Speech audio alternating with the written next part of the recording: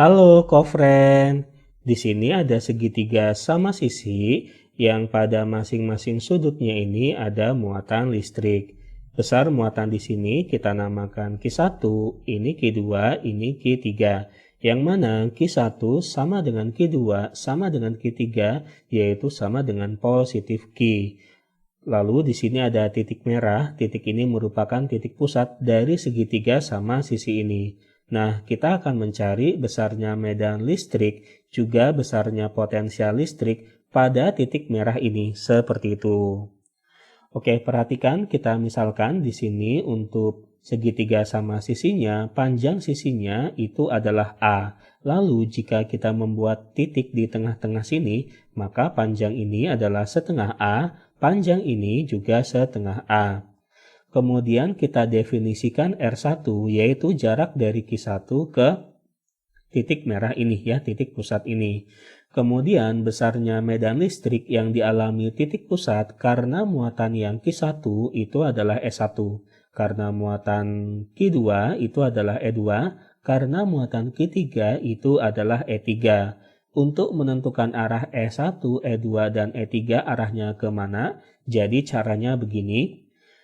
Medan listrik itu menjauh dari muatan positif atau mendekati muatan negatif. Nah, karena Q1, Q2, dan Q3 ini sebesar Q, yaitu di sini muatan positif Q ya.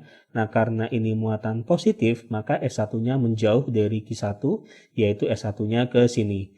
E2 juga menjauh dari Q2, E3 menjauh dari Q3, seperti itu. Kemudian di sini perhatikan jika kita buat garis yang R1 ini ya, yang mana R1 menghubungkan Q1 dan titik pusat ini, maka sudut yang dibentuk dari sini ke sini adalah setengah dari sini ke sini.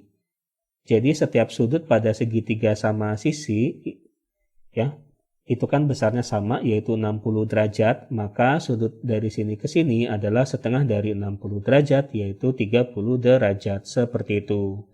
Untuk S1-nya ini kita urai ke dalam dua komponen. Komponen mendatar E1X yang vertikal E1Y.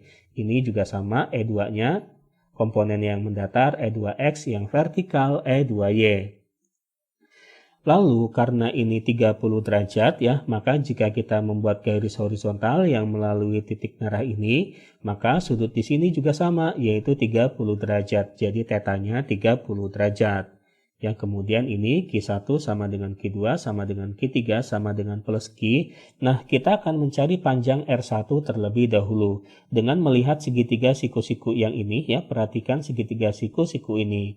Dengan menggunakan rumus kosinus, cos 30 derajat itu sama dengan sisi sampingnya ini, yaitu A per 2 atau 0,5A dibagi dengan sisi miringnya yang ini, yaitu R1.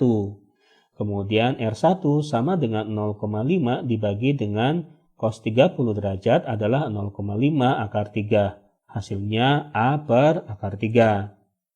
Dengan cara yang sama, jika kita definisikan R2, yaitu dari Q2 ke yang ini ya, titik merah, kemudian R3, yaitu panjang dari Q3 ke titik merah, maka berlaku seperti ini ya, R1 akan sama dengan R2, akan sama dengan R3, kita misalkan besarnya itu adalah R.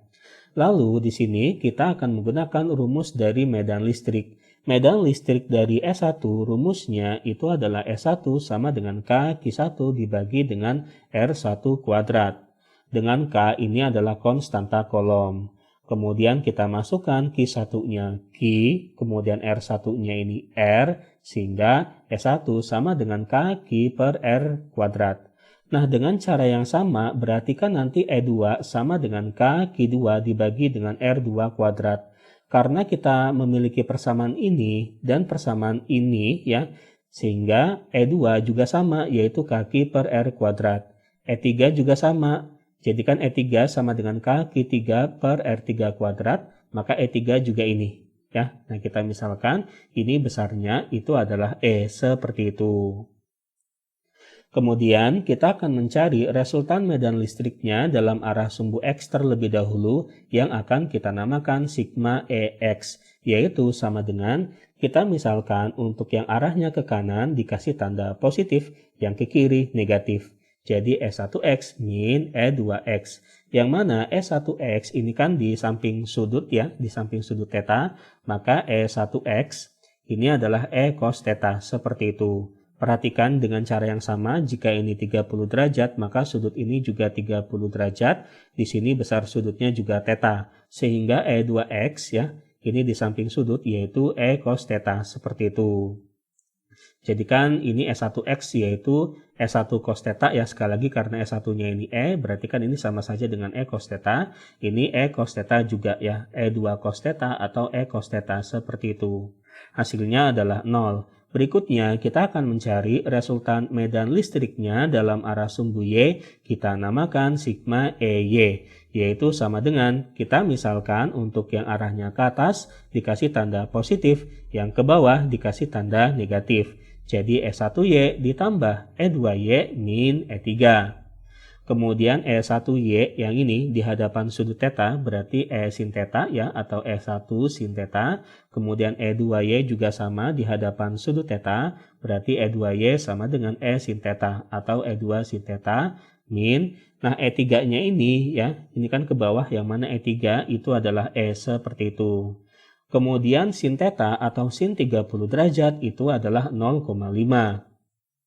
Sehingga di sini sigma Y sama dengan, oke ini jadinya 0,5 E ya, ditambah 0,5 E hasilnya adalah 1 E, dikurangi dengan 1 E hasilnya 0. Sehingga sigma EY sama dengan 0, seperti itu. Akhirnya kita bisa mencari resultan dari medan listriknya ya, atau besarnya medan listrik yang dialami titik pusat ini kita namakan ER.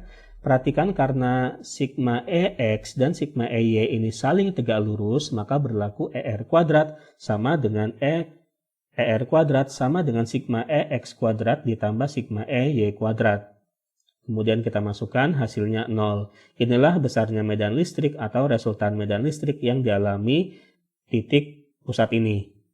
Berikutnya kita akan mencari besarnya potensial listrik di titik pusat yang kita namakan Vp. Vp sama dengan, jadi potensial listrik ini adalah besaran skalar ya, jadi kita tidak menggambarkan vektor di sini, dan karena skalar maka ini kita jumlahkan saja semuanya, yaitu V1 ditambah V2 ditambah V3.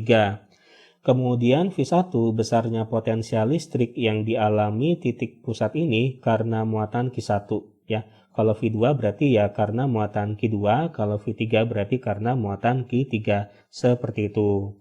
Yang mana V1 yang besar potensial listrik yang V1 ini rumusnya itu adalah K Q1 per R1, maka V2 K Q2 per R2, V3 K Q3 per R3. Nah kemudian di sini tadi diingat bahwa R sama dengan A per akar 3, yaitu sama dengan, yang mana di sini A-nya ya panjang sisi dari segitiga sama sisinya ini, panjang sisinya ya, itu adalah A, yaitu di soal diketahui 2 akar 3, yaitu hasilnya 2. Nah sekali lagi karena ini ya sama ya, yaitu sama dengan R, dan ini juga sama, yaitu sama dengan positif Q ya. Jika kita masukkan ke sini ya, karena Q1, Q2, dan Q3-nya sama, R1, R2, dan R3-nya sama, maka akan didapatkan hasilnya adalah 3 kaki per R, seperti itu. Seandainya nanti di sini muatannya bertanda negatif, maka jangan lupa ya, tanda negatifnya juga perlu dimasukkan ke rumusnya ini, seperti itu.